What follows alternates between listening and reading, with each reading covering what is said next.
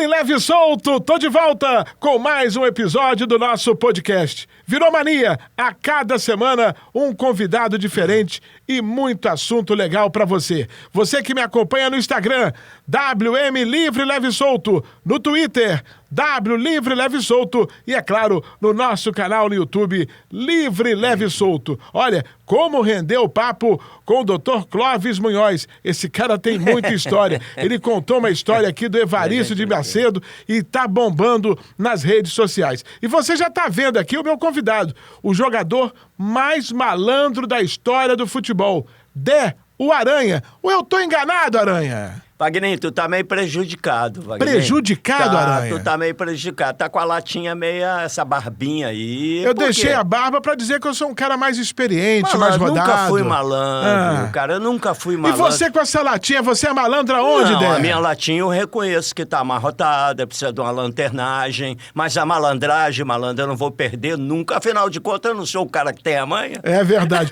O Dé, pra quem não sabe, foi um baita jogador de futebol, mas a gente vai saber aqui o seguinte, né?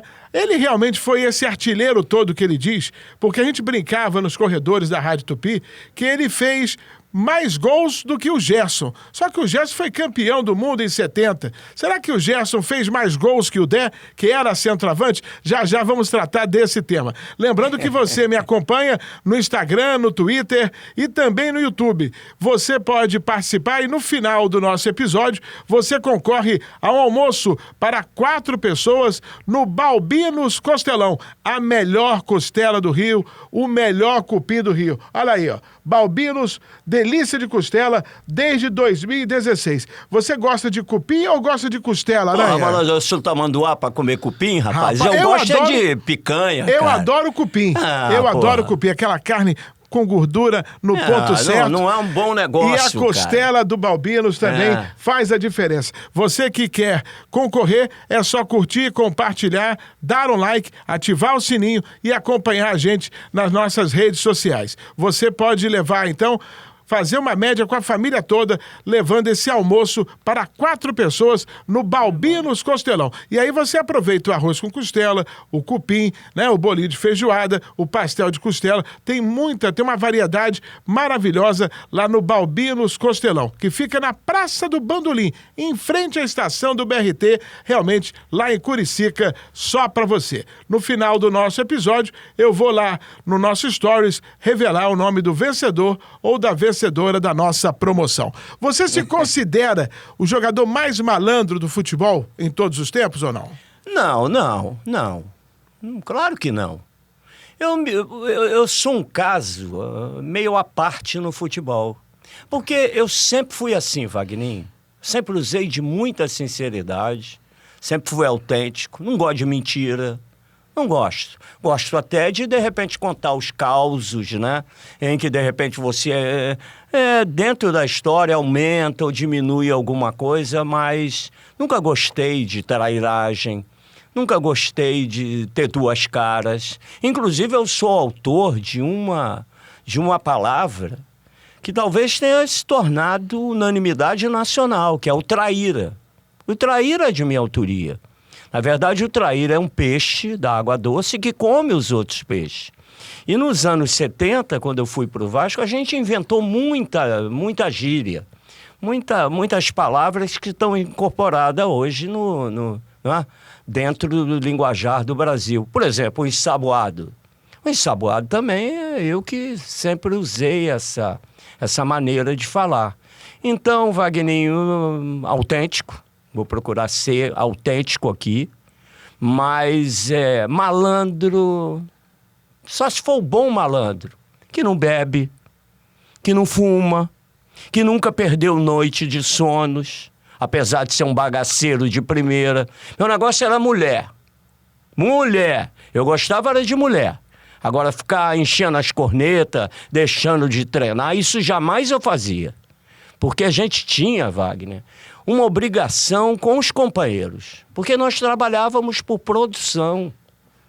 Lembrar que antigamente, estou te falando que eu começo nos anos 60.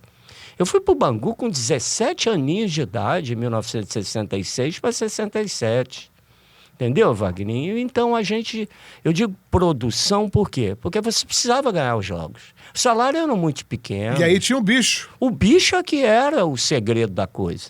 Porque você jogava 2 vezes por semana, no mínimo. Vamos lembrar que a gente não tinha férias. Nós não tínhamos a profissão de jogador de futebol. A gente usava uma carteira comum. Sabe quando a gente parava, Wagner? Natal e Ano Novo. Durante o Natal e o Ano Novo, você tinha que treinar. Era um regime de quase escravidão, né? Exatamente. Não digo que é escravidão, porque você treinava no expediente, né? Só. Sim, mas recebia. Recebia atrasado. Por quê? Aí é que tá. Você, ao jogar em time grande, a sua probabilidade de vencer os outros era muito maior.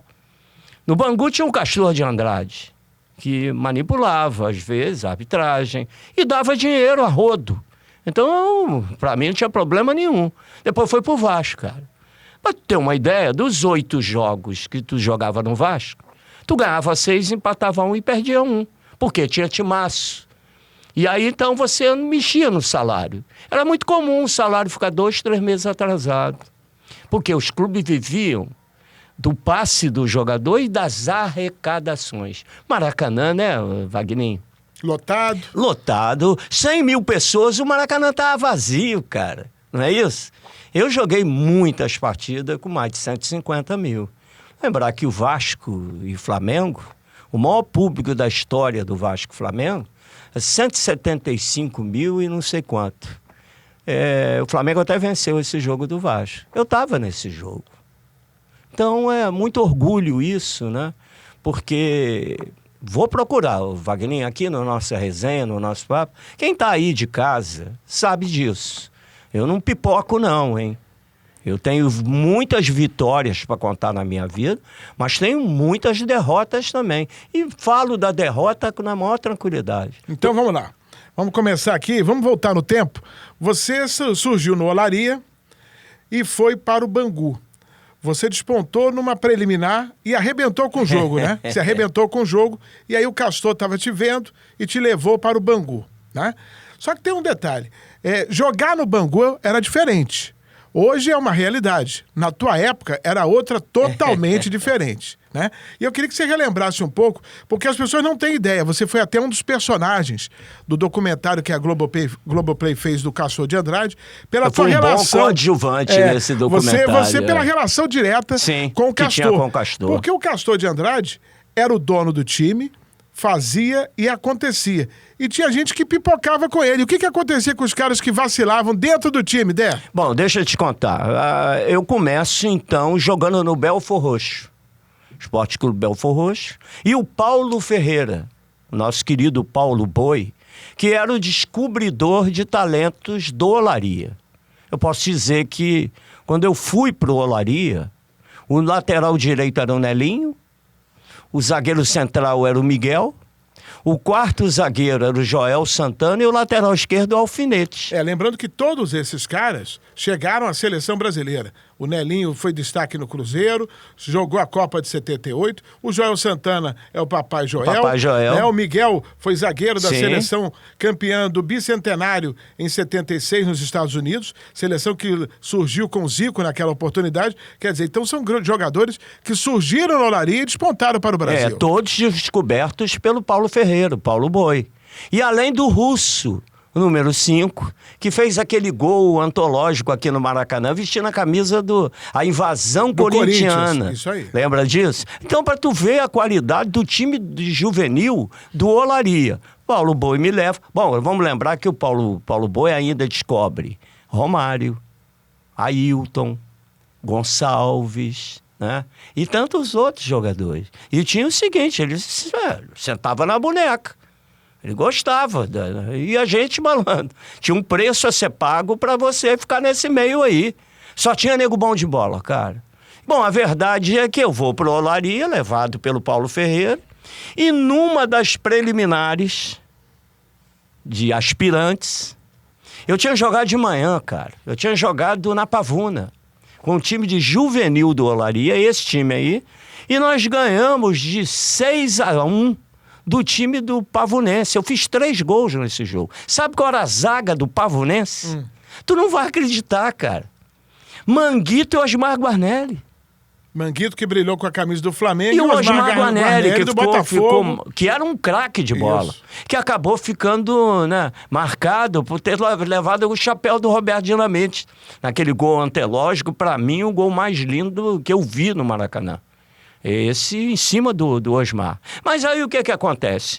Quando eu tô voltando num ônibus, o ônibus enguiçou na avenida, já era 9 horas o jogo, acabou 11, meio-dia a gente tá voltando para a rua Bariri, e o Bangu, do time de 66, faltavam 3 ou 4 jogos para acabar o campeonato carioca. E foi jogar na rua Bariri. O Birajara, Fidelis, Mário Tito, Luiz Alberto e Ari Clemente. Jaime Ocimar, Paulo Borges, Cabralzinho, Ladeira e Aladim. Esse é o time que foi jogar e jogou. E enfiou 5 no time do Olaria, lá na rua Bariri. Olha que timaço, cara. Eu, quando chego na rua Bariri, já tinha começado a preliminar. Aí o técnico virou para mim e falou assim, era o Jair Boaventura. Dé, meu filho, eu vou precisar de você. Você faz o seguinte, vai lá, come um negocinho qualquer, um sanduíche, toma um suquinho de laranja e vem aqui pra cá que eu vou te botar no segundo tempo. Você sabe como era os campos antigos, né? Tu chegava, era um vestiário só. O time reserva, o time de aspirante tá jogando, o profissional tá do lado de fora esperando os caras voltar pro segundo tempo, não é isso? Teve o primeiro tempo para tirar a roupa e o profissional entrar. E o Castor e o Carlinho Maracanã, que não era o manjarrola, eles não iam ficar dentro do vestiário olhando o nego pelado. O que eles fizeram? Eles ficaram ali numa sombrazinha, na rua Bariri, na bandeira de córnea, e terminou 3-0 o primeiro tempo, pro Bangu. Aí o técnico virou para mim e falou assim, meu filho, entra lá no segundo tempo. Bom, para resumir a história toda, o jogo acabou 4-4, parceiro, e eu fiz 3 gols de novo. Terminado o jogo, Zé Cruzeiro, que tinha um bracinho só, me lembro dele, que era o supervisor, né? Ele virou para mim, junto com o dirigente do Olaria, olha aqui, meu filho, você, na terça-feira, você se apresenta ao Bangu, porque você foi comprado pelo Bangu. Lembrar que eu tinha contrato de gaveta, né? Aí ele me entregou mil prata, cara. 1.000 cruzeiro. Pô, eu ganhava 60 prata por mês. Me deu 1.000 cruzeiro e virou e falou assim, meu filho, tu vai pra tua casa e morava em Nova Iguaçu. Tinha que pegar o humilhante lá na Avenida Brasil, o ônibus, né? Pra ir pra Belfor Roxo, cara. Porra, olha que jornada, cara. Fui embora pra casa e na terça-feira eu me apresento no Bangu. Tô pensando que eu vou ficar no meio da molecada, time de juvenil, escambau. Que nada. Eles me botaram já junto com esses jogadores, que 4 jogos depois se tornou o campeão carioca. Lembrando que aquela final foi estranha. Estranha, sim, senhor. Final de 66. Tinha goleiro ali que já que tinha levado um qualquer. O Castor era terrível. Tava na gaveta? Aquele jogo tava comprado? Tinha jogador comprado na decisão? Tinha. Eu não vou falar aqui o nome de quem, porque aí, mas tinha. Como não tinha na de 67. Vamos lembrar que o João Saldanha deu 2 pipocos no Manga. Naquele jogo, que foi a final do campeonato de 67, que eu não joguei. É curioso, porque no ano seguinte, eu não podia jogar no campeonato de 66. Eu fiquei os últimos jogos lá, junto com o pessoal. Quando começa 67, tu lembra que na final de 66 o Ladeira correu e o escambau, deu uma porradaria geral. E o Castor... Do Almir. E o Castor não gostou da atitude do Ladeira e mandou ele embora. E trocou o Cabralzinho pelo Mário Tilico. Pai desse Mário Tilico, que jogou no São Paulo e tudo, né? Que era um grande jogador. Trocou com o Fluminense. Então o time ficou o Birajara, Fidelis, Mário Tito, Luiz Alberto e Ari Clemente, Jaime Ocimar, Paulo Borges... Mário Tilico, eu e o Aladim. 2 mudanças no time. Fomos até o final. O Bangu chegou à final de 67, só que apareceu aquele time maravilhoso do Botafogo, que era o Zagallo.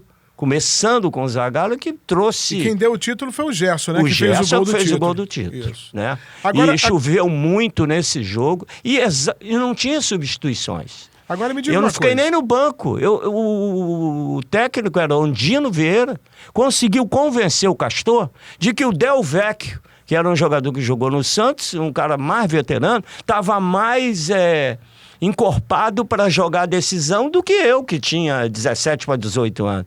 Eu sei que Eu acho que porque ele me tirou, bem feito. Perdemos a porcaria do jogo e foi o Gerson Caetinha de Ouro que fez o gol da vitória. Agora me diga uma coisa, você falou de 66, que você estava no finalzinho do grupo, e 67.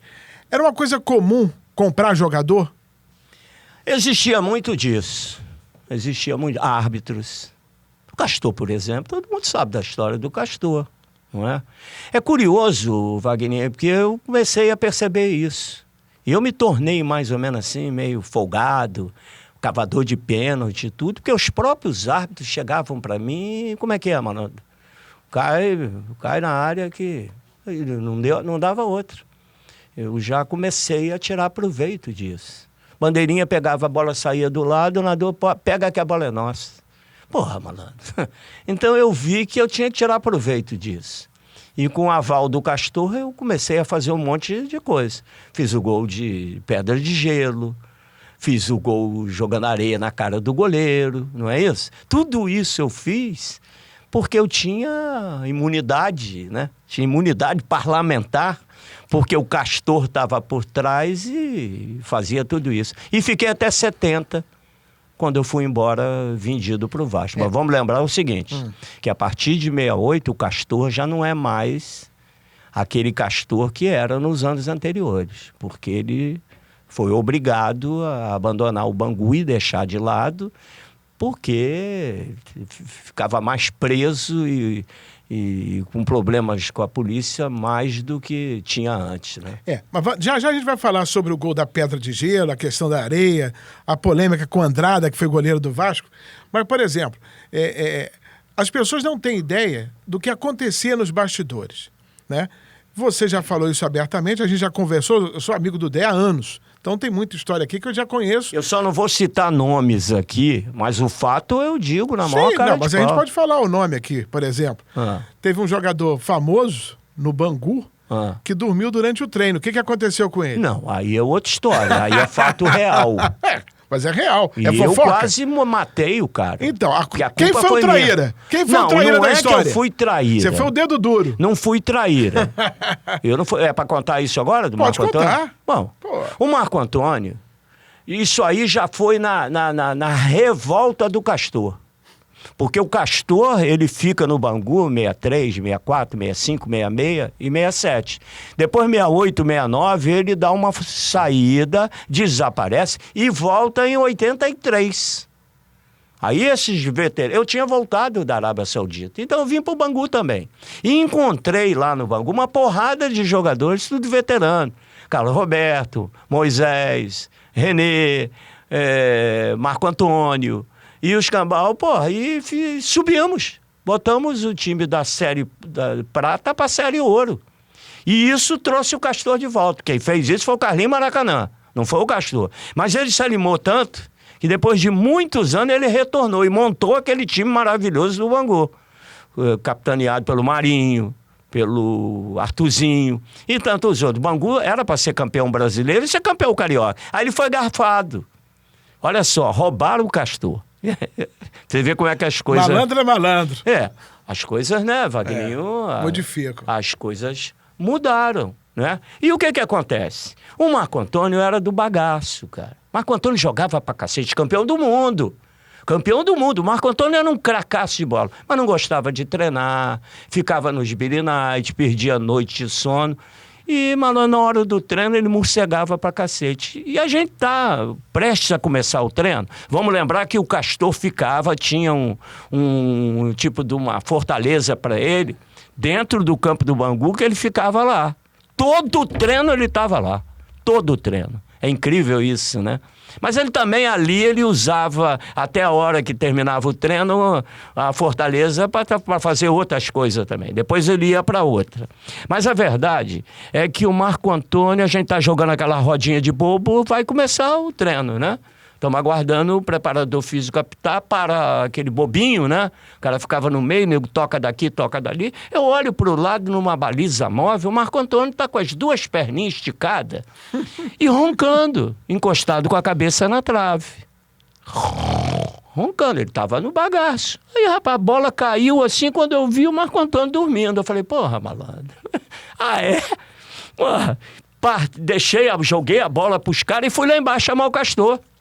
Castor, vem ver. Marco Antônio tá dormindo, cara. Tá tirando o maior ronco, o treino vai começar e ele não acorda. Meu amigo, o Castor levantou rapidinho e partiu pro campo, cara. Você sabe que lá no Bangu tinha que dar uma voltinha pra tu entrar no campo, né? Aquela coisa toda. Eu peguei e passei o Castor, mano. Vim na frente dele. Não é que quando o Castor sobe aquelas escadinhas e entra no campo, ele olha o Marco Antônio assim, né? Encostado com a cabeça do lado da trave, ele pega, rapaz, uma distância mais ou menos de uns 8 a 10 metros de distância. Abaixou assim, pegou uma armazinha que ele tinha aqui, uma pistola, né? E aí mirou e sentou o dedo, cara. Deu um tiro. E, rapaz, compadre, o Marco Antônio, porra, deu um salto mortal, cara. Saiu que nem um foguete, todo serelepe, e partiu pro treino. Eu peguei, cara, eu fiquei agoniado. É que ele era muito mirolho, cara. Ele bateu e acertou os 4 dedos da cabeça do Marco Antônio, tiro. Se ele abaixa um pouquinho o tiro, se vai na cabeça do Marco Antônio, a culpa era minha. Fui eu que chamei o Castor para fazer aquilo. Mas para tu ver como é que era o Castor. Por muito pouco o Marco Antônio não morreu e eu é que ia ser o culpado dessa, entre aspas, trairagem da minha parte, porque eu jamais esperaria que o Castor fosse fazer isso. Esse era o Castor. Esse era o Castor. Tanto é que o Dé foi o único jogador que eu conheço que foi sequestrado. E foi sequestrado pelo Castor de Andrade.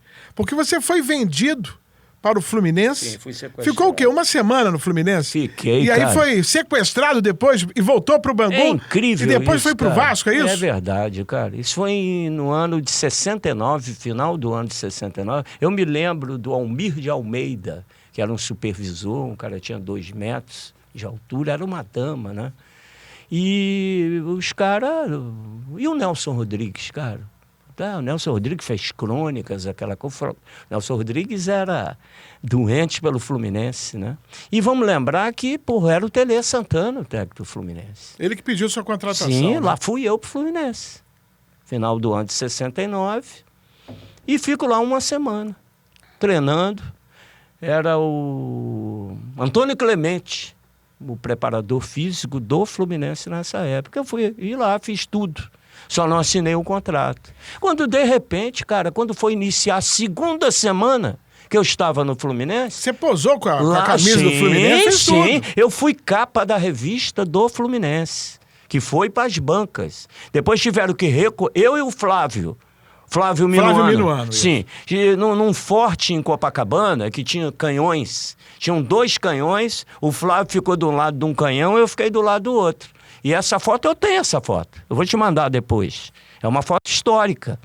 E isso aí saiu em tudo quanto é jornal. Os jornais da época, isso aí foi fantástico. E eu estou no Fluminense, estou treinando, só não assinei o contrato. Quando, de repente, cara, iniciando um treinamento em Álvaro Chaves. Daqui a pouquinho, no meio do treino, era até um treino físico. De repente, uns 5 do guarda-roupa daquele do Castor, segurança, né? Capitaneado pelo Mildinho e pelo Manel, que era o delegado lá em Bangu, Manel Matarrindo, né? Os caras entraram no meio do treino e me pegaram assim, de calção, de coisa. Ó, o Castor mandou você ir lá para Bangu, que ele quer falar contigo. Eu falei, pelo menos espera terminar o treino, botar minha roupa. Não.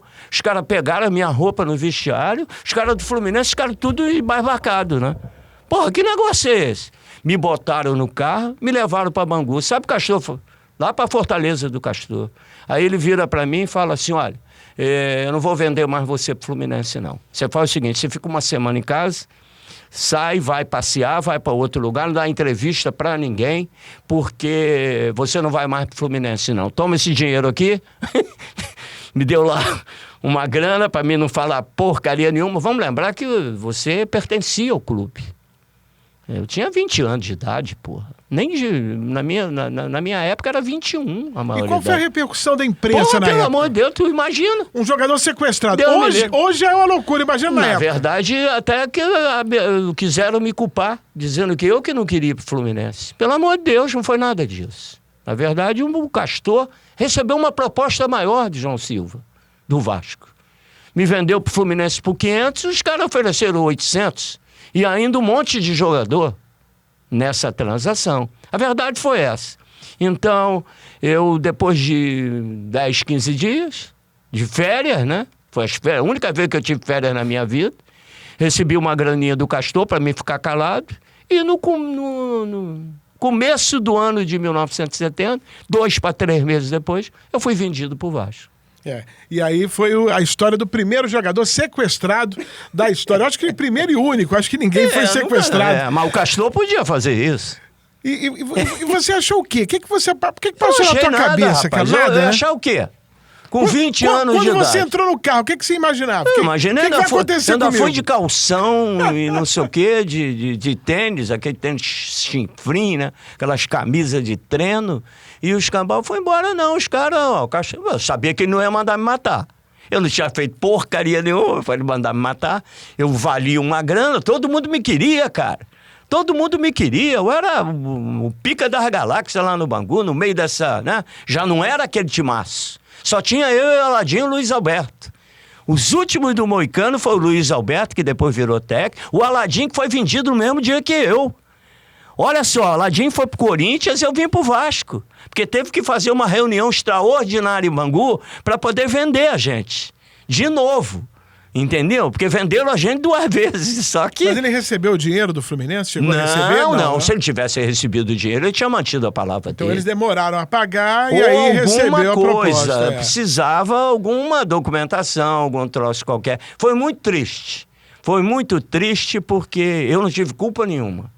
Não tive culpa nenhuma. Teria sido sensacional eu ter jogado no Fluminense, assim como foi sensacional para mim ter ido para o Clube de Regata Vasco da Gama. E aí você teria o prazer de jogar com o Gerson, porque logo depois ele foi contratado em 71 para jogar no Fluminense. Mas aí ele já estava no bagaço da laranja. Mas você ainda estava voando, né? Tava 21, tá voando, 22 porra, anos. pelo amor de Deus, cara. Eu tô conversando aqui com o Dé, o Aranha, um dos grandes personagens do futebol brasileiro. O Dé, que participou aí de vários times famosos. Já vamos falar da passagem dele pelo Vasco, que foi sensacional. Mas depois do Vasco, ele foi para Portugal e quando voltou, jogou no Botafogo, no time do Camburão. E tem gente que não é Botafogo, não sabe. Explica pra galera mais nova o que era time do Camburão. Porque só tinha malfeitor naquele time. Só bandoleiros. Só tinha bandido naquele time. O bandido, entre aspas. Entre aspas, logicamente. O bandido, aquele que ia pros Birenais. Só tinha roceiro. Só. Era o jeito. Só tinha bad boy, pra você entender. Só tinha bad boy. Isso. Não tinha um santo. Não tinha. Tinha um. O Mendonça. Mendonça, falecido Mendonça. Era santo. Porra, meu amigo. Fala o time. Deixa eu falar. Olha, o Birajara Belo, que é o goleiro que ganhou no concurso Chacrinho, o preto mais bonito, né? E ele era realmente preto mais bonito do Brasil.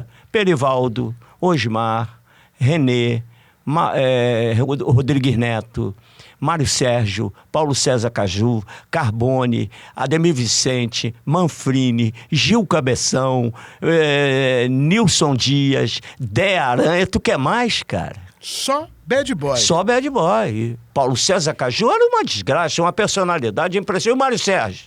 E sacanas. Além de serem jogadores com uma personalidade muito forte, eram jogadores irreverentes, mas malandros, cascudos. Todos jogadores vencedores no futebol brasileiro. E como é que o Mendonça vivia no meio de vocês todos? Você vê, né, cara? Ele tinha, coitado, um peixe fora d'água, né? Mas a gente protegia muito o Mendonça. A gente, por exemplo, esse time aí, é curioso, é incrível. Tem coisa que isso acontece com o Botafogo, Wagner. Foram 2 campeonatos brasileiros, emendou um no outro. Pior disso tudo é que eu tinha sido trocado pelo Braulio por 3 meses só. O Boré era doido pelo Braulio e o pessoal do América tinha verdadeira paixão por mim. Quero lembrar que eu sempre fui torcedor do América, né? E aí, malandro, quando surgiu essa oportunidade, no primeiro campeonato, parte dele, eu aceitei ir pro América. Olha só, cara, eu saí do time do Botafogo para ir pro América. Era aqueles campeonatos de 120 times, lembra? que eram grupos de 8, não sei o quê. Bom, resumindo a história Onde toda. a Arena ia mal, mas um clube do Nacional. Isso. A Arena assim era um mesmo. partido político da época. Eram grupos de 8 espalhados pelo Brasil todo, né? Você jogava só dentro do grupo. E não era ida e volta, era até mais racional do que esse campeonato de hoje aí, hein? Porque você jogava só entre o grupo 7 jogos. E os 4 primeiros classificavam. E assim tu ia passando de fase. Bom, resumindo o negócio todo aí. O Botafogo termina esse campeonato com 11 jogos invictos. Mas não se classificou para ir entre os 16. E curioso que aonde eu estava o América, ele ficou entre os 16, cara.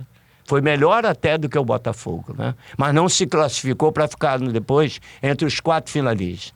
Quando ficou 8 de cada lado no último grupo, só classificava os 2 primeiros. E o América ficou de fora. O Botafogo nem entrou. E eu volto para o Botafogo. Ao voltar para o Botafogo, a gente começa outro campeonato brasileiro. Outro campeonato. E aí, meu amigo, somados os 11 jogos do campeonato passado, mais 41 desse campeonato, 52 jogos invictos. Tu acredita que nós não fomos para a final? Quando foi para ficar entre os 4 finalistas, a gente, quando perdeu um jogo, a gente ficou de fora. Foi exatamente pro Grêmio aqui no Maracanã que a gente perdeu. E não ganhamos nada, cara. 52 jogos invictos em 2 campeonatos. E não serviu pra nada. E não serviu pra porcaria nenhuma. Agora, o que cara. vocês aprontavam pra ser chamado de time do Camburão? Nada. O que vocês faziam de Era diferente? nosso histórico do passado. Dentro e fora do campo. Não, no Botafogo não fizemos nada. Qual a única era a coisa... arruaça que vocês faziam fora? Não, fora... Muita bagunça? Muita pessoal da folia, que gostava de beber, que não gostava de treinar. Mas na hora do jogo eram verdadeiros leões, cara. Leões e craques. Grandes craques. O Mendonça era craque, cara. O Paulo César Caju era craque. O Mário Sérgio era craque. Porra, eu, Nilson Dias e Gil Cabeção, Osmar Guarneri, Carbone, Rodrigues Neto, Perivaldo, nós éramos jogadores de grande qualidade técnica. Não éramos craque igual esses outros. Mas olha, Manfrini, Ademir Vicente, sempre foram tudo grandes jogadores. Mas, por exemplo, segunda-feira ninguém segurava vocês. Não, segunda era sem lei. Segunda sem lei. Vamos lembrar que antigamente você jogava domingo, você folgava na segunda. Se você jogasse na quarta, você folgava na quinta. Mas depois você tinha que jogar no final de semana. A gente só puxava o freio de mão. A gente só participava, fazia isso aí, pelo menos em grupo. Em grupo, só na segunda sem lei. Agora, tinha o grupo dos que gostavam de jogar baralho, de que gostavam de beber, que não gostava de treinar. Isso tinha. Eu nunca fui desse grupo. Meu negócio era mulher, eu gostava de mulher. Eu ainda gosto, apesar de... Levava a mulher pra concentração? Não, jamais. Mas tinha gente que levava? Não, porque a gente não deixava. Aí era responsabilidade, véspera de jogo, dia de jogo, não tinha isso. E quem controlava vocês? Quem era o técnico da época? Na época, nós tivemos muitos técnicos, pô. A verdade é que tivemos, por exemplo, quando eu cheguei no Botafogo, era o Jorge Vieira, pegamos o seu Zezé Moreira já no final de... Rapaz, os caras quase mataram o seu Zezé Moreira do coração, cara. O Mário Sérgio, por exemplo, tinha uma porra de uma pistola, que ele, quando a gente ia jogar em campos, cara, ele pegava, dava tiro pra todo lado, cara. Botava aquele berrante. Aí seu Zezé, coitado, porra, ouvi um tiro aí. Lembra Dante Rocha, que era o nosso supervisor, almirante. Cara. Não, seu Zezé, que é isso? É fogos, isso é foguete. Meu amigo, sabe quando a gente ia jogar em campo? Dá uma olhada nesse time, cara. A gente ia jogar em campos, aí ficava lá atrás no ônibus. Porra, antigamente para chegar a campo ia levar umas 5 horas, né? Porra, lá atrás tinha uma mesa para nego ficar jogando baralho. Meu amigo, daqui a Campos, bota aí pelo menos umas 20 paradas. A gente obrigava o Armindo, o nosso motoca do Botafogo, a parar em tudo quanto é lugar que tinha para o ônibus. Aí cada um descia, porque antigamente para você comprar Coca-Cola e Fanta, você tinha que levar a garrafa. A gente já vinha, já munido cada um com a garrafa de Coca-Cola e Fanta. Aí o ônibus parava, descia aquela leva de jogador, seu Zezé ficava sentadinho no primeiro banco, junto com o Dante Rocha, que às vezes descia para tomar um cafezinho. E cada parada dessa, os 10 que ficavam lá no jogo de pif-paf, cada um descia com uma garrafa de Coca-Cola e de Fanta, daquelas grandonas. E dentro da garrafa de Fanta, tu botava vodka, e dentro da garrafa de Coca-Cola era rum merino, né? Só que a gente, quando descia, passava com a garrafa vazia, seu Zezé virou pro Dante e falou assim: ô Dante, eu sou um cara que tô no futebol, já tô com 70 e tantos anos, porra, a minha vida toda foi no futebol. Mas eu nunca vi na minha vida um time beber tanta Coca-Cola e tanta Fanta que nem o Botafogo, cara. Mas era assim, rapaz. A gente parava, enchia e ficava... Chegava na hora do jogo, o time ganhava, cara. Esse era o time do Camburão. É uma pena que não conquistou nenhum título. Mas foi com muita honra, cara. Que eu joguei com esses bandoleiros e não aprendi nada com eles, não. Porque eu já sabia, cara.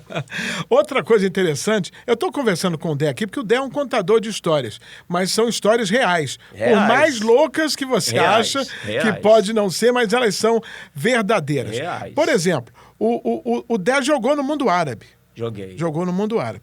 E você foi muito próximo do rei, é isso?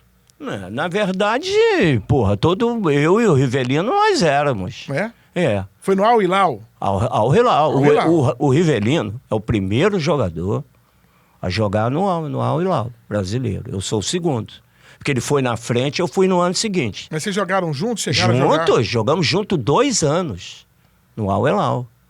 Para alguns é o Al Bilal, porque ganhou do Flamengo, não foi isso? Né? Mas o cara era o pica da galáxia lá, o cara que nos contratou, então eu não estou entendendo se eu era muito chegado assim. E o que você ganhou de presente do rei? Ah, não, isso foi outra coisa. Eu ganhei... Mas você ganhou à toa?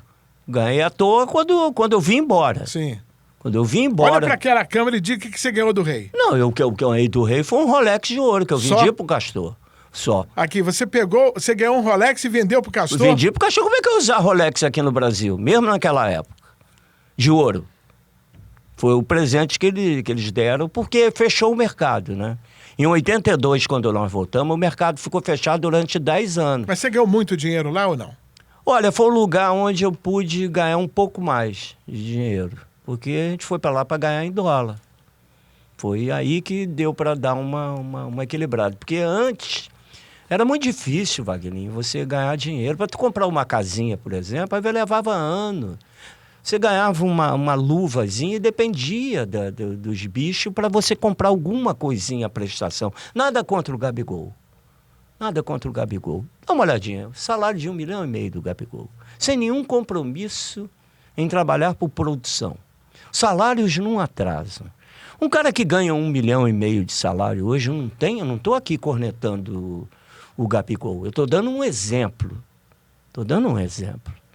O Gabigol ganhando 1,5 milhão por mês. Ele ganha, fica limpo para ele, pelo menos 1 milhão, Wagner. O que ele pode comprar a cada mês com 1 milhão? Ele pode comprar 2 apartamentos, mais ou menos. Não pode. Então, olha, para a gente comprar alguma coisinha, tu levava 2, 3 anos para tu comprar uma casinha, comprar um apartamento. Olha a diferença de grana que era antigamente para hoje, né? Hoje são milhões e milhões e milhões que estão envolvidos com o futebol. Antigamente não era assim. Não tinha patrocínio. Nós tínhamos o Castor de Andrade, o Zemil Pinheiro da vida, que os caras iam lá botar dinheiro. Os benfeitores, né? Benfeitores, como era o Vasco. Quando eu cheguei no Vasco em 1970, eu cito aqui para vocês João Silva, Amadeu Sequeira, Alberto Pires Ribeiro, Amadeu Pinto da Rocha. Agatino. O Agatino era o presidente. Mas seu Arthur Sendas, seu Manuel Sendas, que era o pai, todos esses aí eram pessoas financeiramente resolvidas que ajudavam o clube em determinadas contratações. Quando o salário atrasava, eles iam lá e emprestavam um dinheirinho para o clube, não é isso? Então, eles faziam isso, às vezes nem recebiam de volta. E não tinha oposição. O Vasco era muito unido nesse sentido. Quando alguém não concordava com alguma coisa, o cara se afastava. Vamos lembrar que o Amadeu Sequeira foi quem contratou o Tostão, cara. E o Tostão deu um somebody love do cacete. Ele já veio também com problema na vista. Mas ele tomou uma outra bolada. No mesmo lugar, num jogo, num torneio, que a gente até ganhou esse torneio. ele tomou uma bolada no mesmo lugar, cara. E aí ele ficou meio receoso de ficar cego. E aí quem dançou nessa foi o Amadeu, que é dono da Moinho de Ouro, do café. Cacifou a contratação. Foi que pagou, né? Então para tu ver como é que era os tempos completamente diferentes do que é hoje, né? Então, hoje o futebol tá muito dinheiro, cara. Hoje qualquer jogador não é zinho. Porque mudou. Antigamente você era escolhido pelos olheiros pela tua habilidade. Era o mais habilidoso, era o mais técnico e tudo isso prevalecia no futebol. O campo era 110 por 75, não é? O que os caras fizeram? Diminuíram o campo. Os campos hoje são 105 por 68. E os caras são verdadeiros atletas que nós não éramos. Nós éramos, Wagner, jogador de futebol. Nem treinar a gente gostava. Entendeu? Hoje não, hoje é completamente diferente, é muito dinheiro envolvido e eu lamento não jogar nessa época, porque se eu jogasse nessa época, eu ficaria milionário, compadre. Milionário. Olha aqui, ô João, coloca a foto do Dé quando ele jogou no Vasco, já que ele falou aqui tanto do Vasco, dessa passagem. Esse é o Dé o Aranha, quando jogava no Vasco. Como é que você perdeu esse cabelo? Um cara que tinha um cabelo desse não pode estar desse jeito. Wagner, a verdade é que o tempo é implacável para todo mundo. Porra, mas perdeu esse cabelo todo? Perdi, cara. Tá louco. Mas essa época aí eu tinha que ralar pra cacete pra botar um qualquerzinho no banco. Entendeu? Hoje eu tô sem cabelo, mas tô melhor do que naquela época. Mas vem cá, antigamente, você perdia muito tempo pra ajeitar esse cabelo aí, não? Não, era uma porcaria de um garfinho, o tridente, assim, né? Um tridentezinho de coisa que tu empurra. Só que tem o seguinte, cara, era duro pra manter esse cabelo, cara, porque era um calor, filha da mãe, na cabeça, cara, e eu vivia molhando a cabeça, vivia com a cabeça molhada. E isso foi o causador de eu ficar sem cabelo agora. Não, eu não tô totalmente sem cabelo, não. Eu só tô jogando... Isso é estilo? Só tô jogando, não, com os laterais e com ponta. Eu não tenho meio campo. Aqui é bem mais ralo, perdeu né? tudo, costeleta, tudo.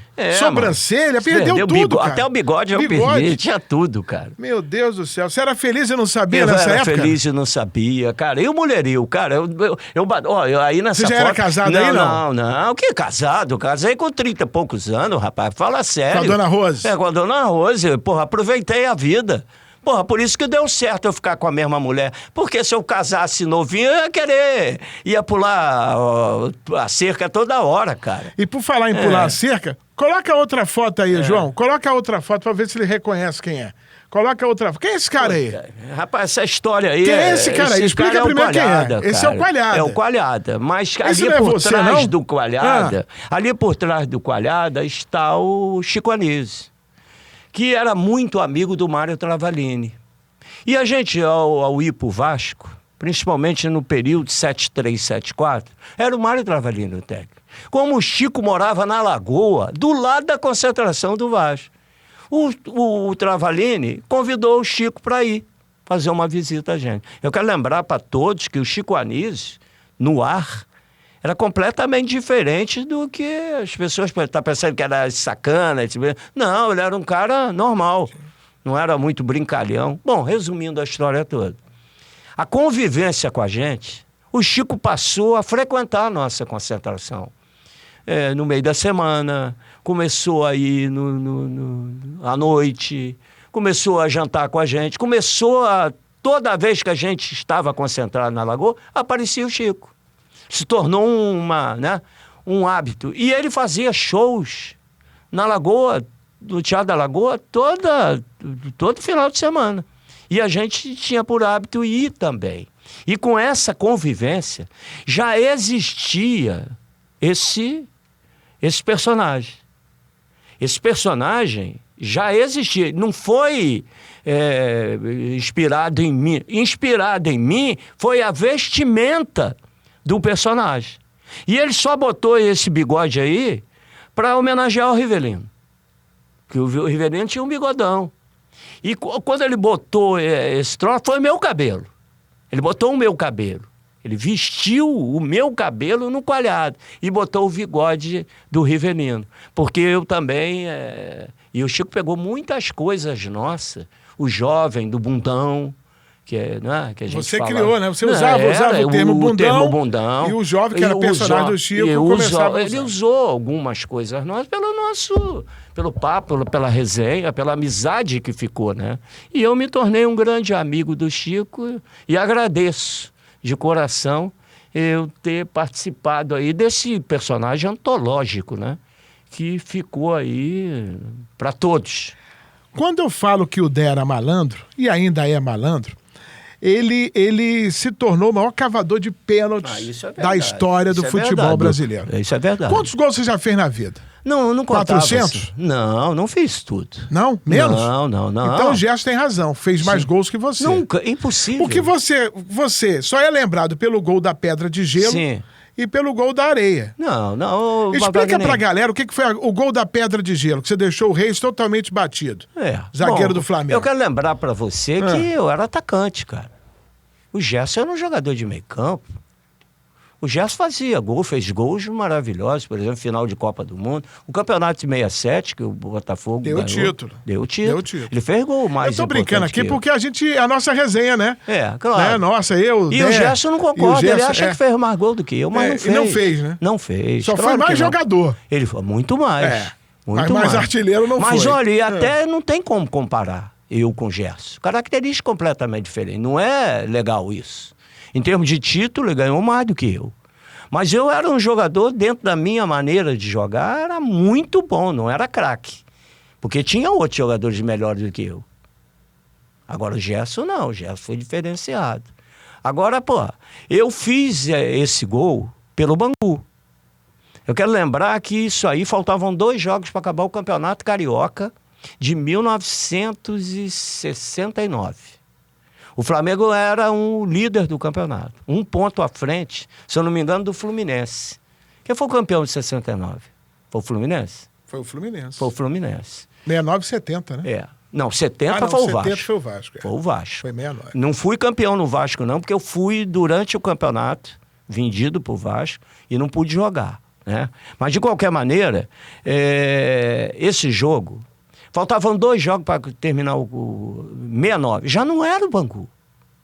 Aquilo que eu te falei. Já não era aquele Bangu de 65, 66, 67, 68, não. Já era um Bangu mais enfraquecido. Só tinha 3. O Luiz Alberto jogando de zagueiro, eu jogando na frente e o Aladim do time de 67. No mais eram outros jogadores. E estava numa posição intermediária. 5º, 6º, ali brigando com o América naquela posição. Não era mais protagonista. E tinham 102 mil pessoas no Maracanã, nesse jogo. 102, um sábado à noite. 100 mil torcedores do Flamengo e 2 mil seca-pimenteira, que foram lá do Vasco, do torcedor do Fluminense, que foram lá, porque antigamente tinha esse hábito, né? Os caras iam ver jogos no Maracanã, mesmo não sendo o time deles jogando.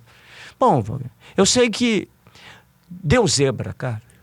O Aladim cobra uma falta no primeiro tempo, consegue meter lá na gaveta e o Bangu se entrincheirou dentro da área e o Flamengo não conseguiu empatar a desgraça do jogo. Termina o primeiro tempo 1-0. Termina o primeiro tempo 1-0, quando volta para o segundo tempo, vê aí, conta aí em 15 minutos assim, 3 bolas na trave, 5 bolas na bunda do goleiro, os caras não tem jeito, vai empatar. Não tinha mais ninguém. Só eu, feito um babaca lá na frente sozinho, não pegar nem na bola. Quando, de repente, o Luiz Alberto caiu, zagueiro, de cansado, para parar o jogo. O Pastinha, que era o massagista, veio com aqueles baldes de plástico. Eu quero lembrar para você, Wagner, que a gente não é essa frescura que é hoje, não. Esses cubinhos de gelo, tudo quebradinho. Você tinha que pegar uma porra de uma pedra de gelo desse tamanho. Quebrava com a porra de uma marreta ou então com estoque, um pedaço de ferro, tu quebrava, e jogava pedaços de gelo para dentro do balde, às vezes até aquela bolsa de couro. Mas era um balde desse de plástico grandão. Quando o Pastinha entra, passa por mim, quando chega perto do Luiz Alberto, o árbitro expulsou ele. Quando o árbitro expulsou, e ele volta correndo. Eu meti a mão dentro do balde, Wagner, e veio uma porra de um pedregulho. Tá vendo o tamanho desse copo aqui? Bem maior do que isso aqui. Eu peguei e fiquei com aquela porra na minha mão. Pedaço de um pedregulho de gelo. Nisso o jogo reiniciou. Pra tu ter uma ideia, eu tava grande círculo, meio campo. Não tem onde sai a bolinha? O Regis, que era um cracaço de bola, estava no campo da bolinha para lá, dentro do grande círculo defensivo. Eu estava atrás da bolinha para cá, no campo do Bangu, numa distância mais ou menos de 8 a 10 metros dele. Quando a bola veio, ele no alto, ele dominou no peito, botou a bola no chão e olhou lá pro lado direito, procurando Paulo Henrique. Não tá, Paulo Henrique tá lá na frente. Era o Murilo. Lado esquerdo, ele fazia assim com a cabeça, olhando, procurando para quem ele vai dar a bola. Quando ele olhou pro Paulo Henrique, veio uma luzinha na minha cabeça. Sabe aquelas luzinhas de gibi? Não foi nada planejado. Acendeu um negócio na minha cabeça. Sabe o que eu fiz, Wagner? Como quem joga boliche. Peguei, abaixei nisso que ele tá olhando para ver quem vai dar a bola. Meti a pedra de gelo. Fala no microfone aí, cara. Meti a pedra do gelo e fui junto com a pedra de gelo. Tu acha que eu joguei e fiquei de braços cruzados esperando ver o que ia acontecer? A distância era grande, 8 metros. Joguei e fui junto com a pedra de gelo. O rapaz vai ser mirolho assim na cara do cacete. Eu só fui mais mirolho que o Castor, cara. Não é que eu acertei a bola. E ao acertar na bola, o impacto fez o gelo quebrar assim nos 3 pedaços. Foi o suficiente pro Regis ficar meio baratinado, ficou meio tonto.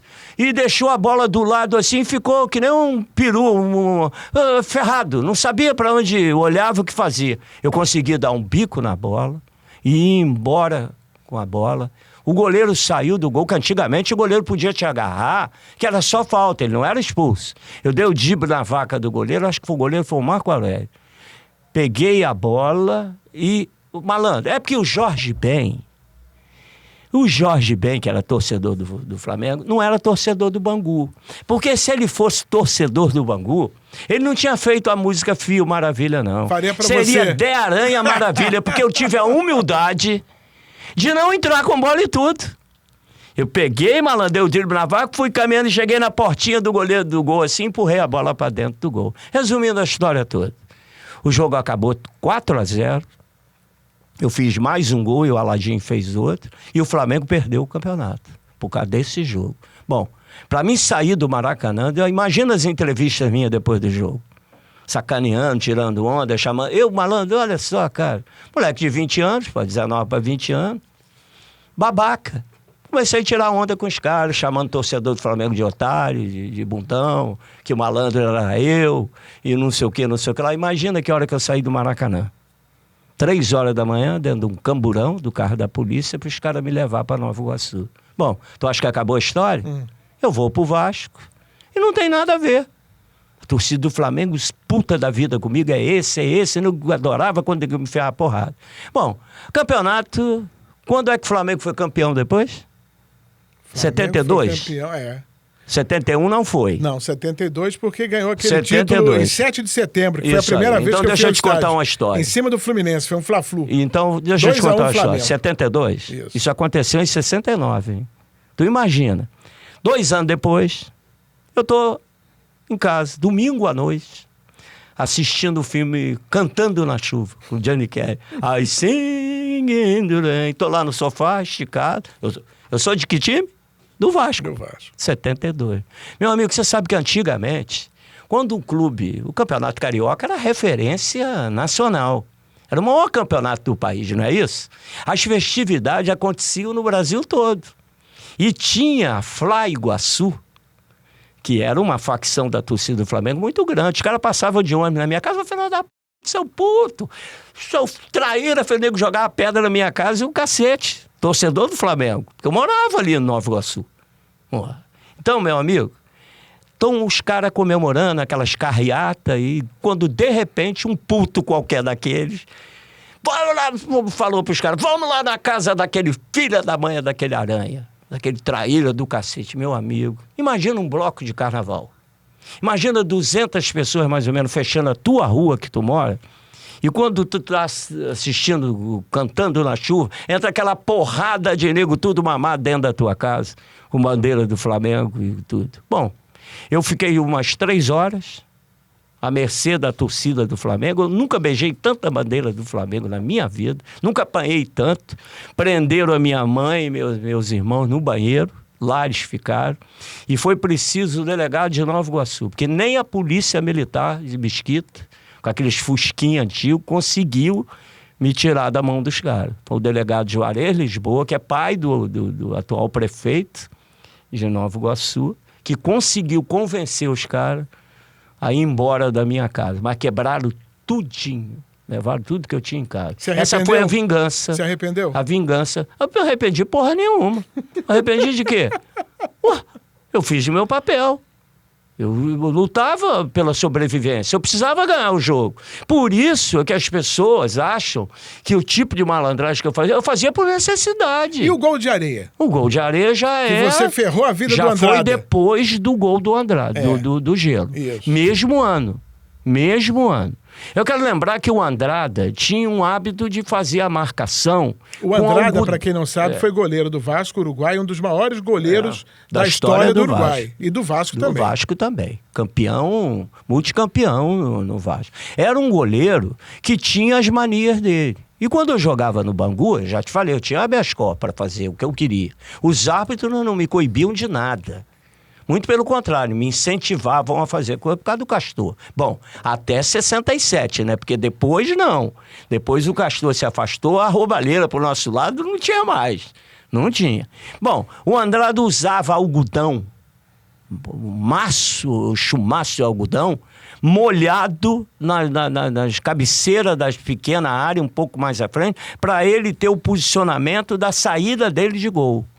Então, a primeira coisa que eu fazia quando jogava Vasco e Bangu era ficar tirando os algodão dele. Tirava ele, ficava pé da vida. Mandava vir outro algodão, o massagista trazia, eu ia lá e tirava. Então, ele não gostava de mim, já para começar. E eu sempre fazendo meus golzinhos nele. Muito bem. Jogo vai, jogo vem, jogo vai, jogo vem. O jogo tá 0-0, cara. 44 minutos do segundo tempo. Eu olho pro relógio do Maracanã, lembra? Aquele relojão. Com aquele bração lá, o bração malandro quase chegando aqui, e as luzes do Maracanã em volta, acesa. Quando faltavam 5 minutos, as luzes se acendiam. E você tinha o hábito de olhar para o relógio, aquele relojão, né? Para tu saber a marcação do jogo. Quando eu olhei, malandro, 44, eu tinha pego uma bola lá pelo lado direito, eu gostava de jogar mais pelo lado esquerdo, e fui derrubado. Entre a bandeira de córner e a área, um pouquinho mais para dentro, aquele córner curto. E, rapaz, o jogo vai acabar. Nisso foi todo mundo para dentro da área. Eu não era muito grande. Eu diminuí, né? Porque era tão veloz, porque eu fui me gastando, né? Então, com aquele cabelo, até parecia ser um pouquinho mais alto. Quando o Aladim, que era botava a bola onde queria, né? Ainda mais com a perna esquerda, do lado direito. Quando ele vai fazer a cobrança, eu fiz assim para ele: para aí. Aladim, não bate não. Saí rápido do bolo, sabe o que aconteceu? Veio outra luzinha na minha cabeça, cara. Eu olhei para dentro do gol do Maracanã, era cheio de areia. Aí o que eu fiz, malandro? Eu cheguei e falei: Aladim, espera, não bate não. Corri rápido no bolo, e enchi minha mão de areia assim, fiquei na risca da pequena área, olhando pro goleiro, o Andrade. E pedi pro Aladim: joga direto. O Aladim fez exatamente o que eu pedi. O jogo ficou parado ali 1 minuto, eu conversando com o Aladim. Ninguém entendeu porcaria nenhuma. Meu amigo, o Aladim fez exatamente o que era para ser feito. O Andrade até fez pose assim, levantou a perninha para pegar a bola. Na hora que ele foi encaixar a bola, eu joguei areia na lata dele. Porra, a areia entrou no olho dele. Sabe o que ele fez, cara? Ele começou a vir para trás e ficou agarrado na rede do lado de lá. E a bola entrou na rede do lado da trave e encaixou ali. Gol. Saiu todo mundo vibrando, bota a bola no meio. Nisso o Santana entra no campo para atender o Andrade, que ficou lá uns 3 minutos lá, dentro do gol, tirando a areia do olho. E a bola tá no meio parada. E eu tô lá de braço cruzado, malandro. O juiz não viu? Ninguém viu nada. Eu que sei. Quando, de repente, cara, o Andrada partiu para o meio campo. Sabe aquela escadaria aonde o Rivelino escorregou, que o Ramírez veio para dar porrada nele? Sim. Então, o que acontece? Você tinha o túnel, tinha mais ou menos uns 7, 8 degraus, e você caía num platô aonde você se encaminhava para o banco de reserva, não é isso? E o técnico ficava ali no túnel. E depois tinham mais ou menos uns 10 degraus que dava acesso ao túnel. E tinha uma porta basculhante que fechava o túnel. E com o cadeado pendurado. Meu amigo, aqui, ó. Eu sabia que o Andrada estava partindo no meio do campo para me dar porrada, que ele viu eu jogar areia na cara dele. Bom, compadre, parti pro túnel. Rapaz, o negócio é tão... Porra, que azar do Andrada, cara. Quando ele chegou lá no primeiro degrau lá em cima, eu já estava lá embaixo. E já tinha fechado a porta basculhante e botei o cadeado. Ele com aquela esteira de trava, cara, quando ele foi pisar no primeiro degrau, ele errou o degrau, cara. E veio batendo de costa, naqueles degraus todos, tomando porrada de cabeça, de lado, não sei o quê, porra, e caiu naquele platô ali, cara. Dali ele levantou, tirou os cacos dele, desceu as outras escadas e agarrado na grade. E ele, hijo de la puta, eu vou te matar. E gritando, e eu só com o dedinho do lado de lá, gringo babaca, gringo babaca. Não teve jeito, cara. Eu sei que ele andou durante muito tempo querendo me dar porrada. Mas teve a volta. Teve a volta. Quando você foi pro Vasco. E aí como é que foi o encontro? Aí, malandro, quando a gente se encontrou no vestiário, em direção ali perto, tava até chovendo, no ginásio do Vasco, né? Na hora que a gente está saindo, já tinha me apresentado e tudo, aquela coisa toda. Quando a gente está saindo, malandro, ele me deu uma gravata no corredor ali e me enfiou a porrada, cara. Você reagiu? Não.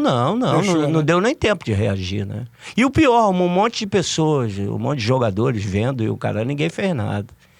Porque ele tava com muita raiva de mim, cara. Mas aí depois que ele me bateu bastante, hein? Eu apanhei legal mesmo, mas não... Era até pra gente ser multado, né? Até o Agatino depois perdoou, porque o Agatino também tava com raiva de mim. Todo mundo tava. Mas eu compreendi, cara. Ele precisava me dar umas porradas para poder aliviar a alma dele, né? Mas são gols que ninguém fez. Só eu mesmo que fiz.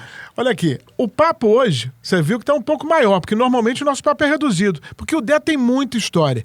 Eu já tô aqui na fase final, já passei muito do tempo, muito. Mas eu não queria deixar de tocar 2 assuntos. Você foi um técnico que foi derrubado por jogador. Sim. Né? E muita gente que veio aqui, porque não tem isso, o jogador não derruba técnico. Derruba sim.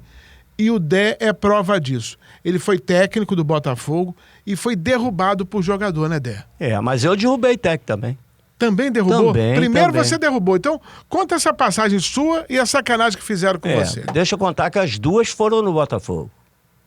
Nós perdemos um jogo de propósito. Pro Bom Sucesso. Aliás, o que me lembra é a única derrota do Botafogo em Marechal Hermes.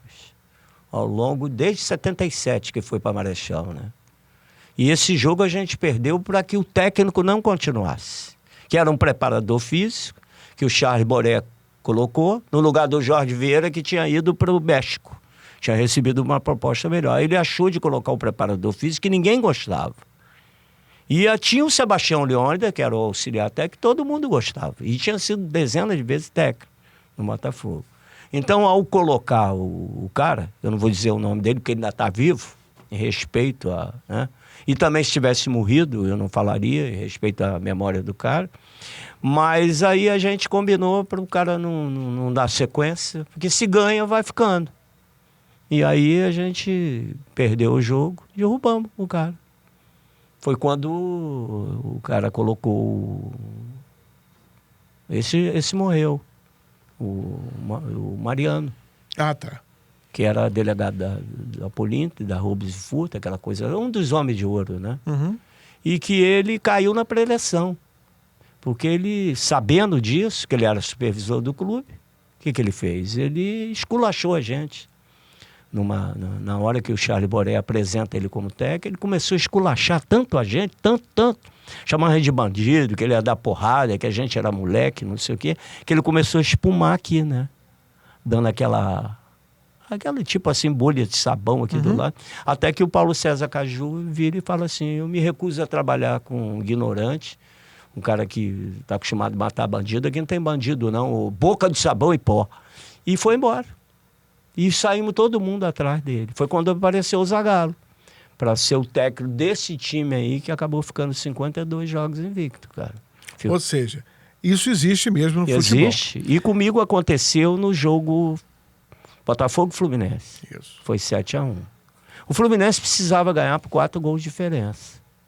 E a gente tinha muitos meses de salário atrasado. 4 a 5 meses de salário atrasado. Era uma crise monstruosa no Botafogo. E aí o que acontece, cara? Os jogadores não queriam... foi prometido pagamento durante a semana, não apareceu. Foi prometido pagamento, parte do pagamento, na concentração, não apareceu ninguém para pagar. Em último caso, na última hora, prometeram pagar 1 mês de salário, pelo menos, no vestiário. Não apareceu ninguém para pagar. E aí, meu amigo, alguns jogadores não quiseram jogar. E eu disse o seguinte, porra, joga aí, porra, joga por mim. E os caras entraram e puxaram o freio de mão. Ninguém queria porcaria nenhuma e eu tomei de 7. E aí eu fiquei sendo o culpado. E eu também errei. Não devia ter pedido ninguém para jogar. Não era problema meu, né? Eu achei que os caras iam ser legais comigo como, porra, eu sempre fui a minha vida toda. Até isso que eu estou falando aqui para você não foi ideia minha. Eu entrei na barca do que os outros propuseram. Por isso que eu falei que nós derrubamos o técnico. Mas aí, no caso, os caras derrubaram foi a mim.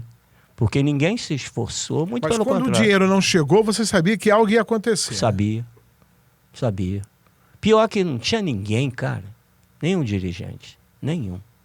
E isso é muito triste, né? Mas... eu dominei no peito, mas isso me custou caro, cara. Afetou a tua carreira? Afetou. Porque eu voltei pro Júnior e depois eu tenho outra porrada de 7, foram 2. Do Vasco? Com o Vasco. E essa segunda me decepcionou demais. Foi a mesma coisa, cara.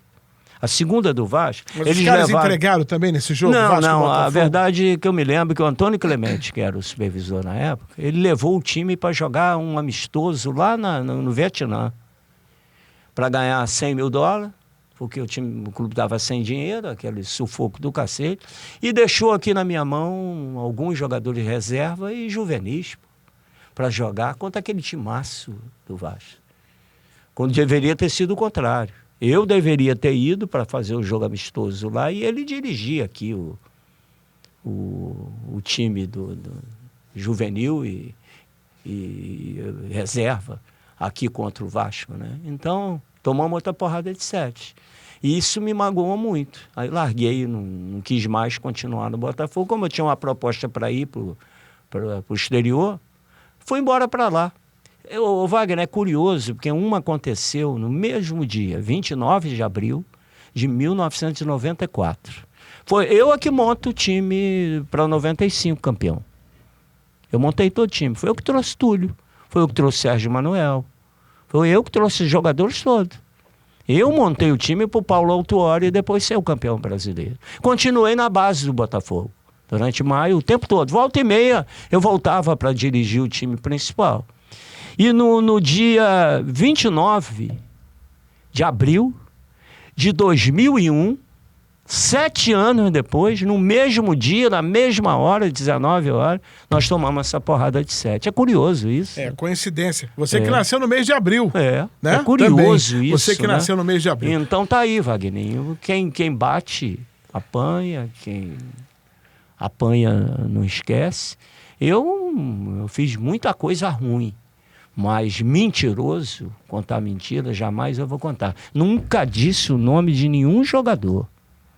Há uma boca miúda de que alguns até levaram qualquer.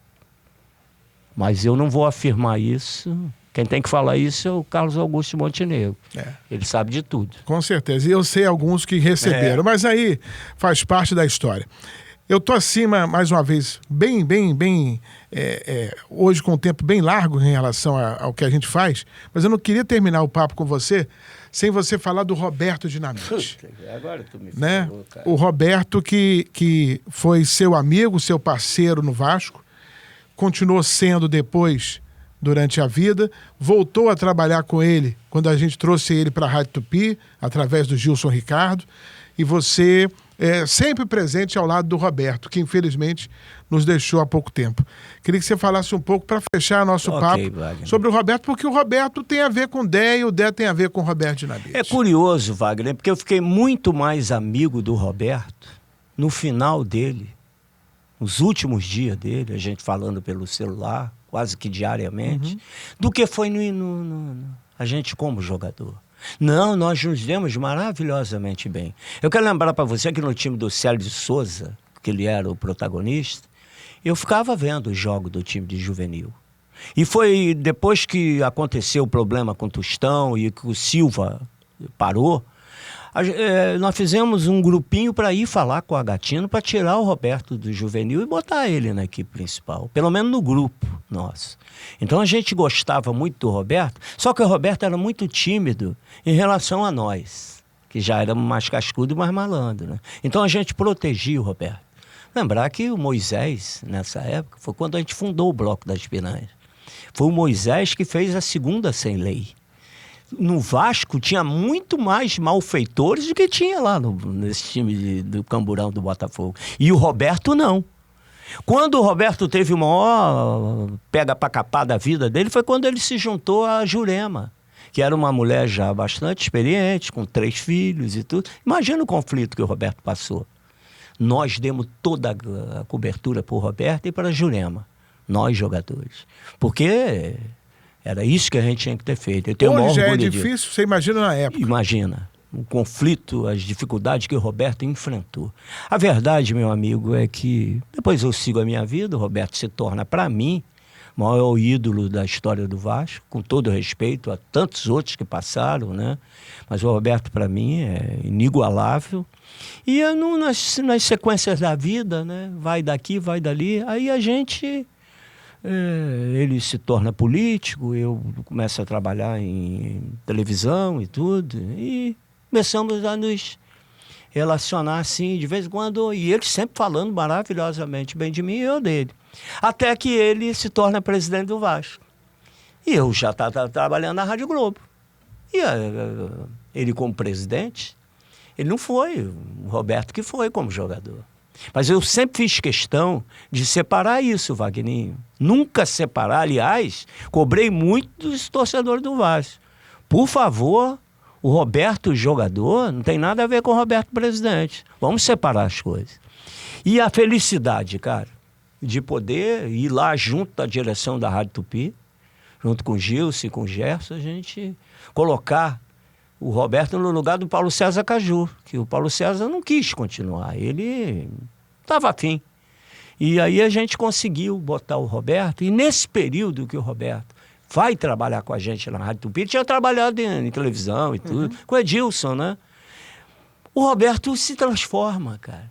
Fica feliz, fica alegre, começa a ter gosto, porque ele estava se sentindo abandonado, largado. Ninguém dava o devido valor ao Roberto, que ele sempre mereceu. E o Roberto não sabia que era tão querido assim, cara. E uma pena, porque foi lá na Rádio Tupi também que deu o primeiro sinal dele.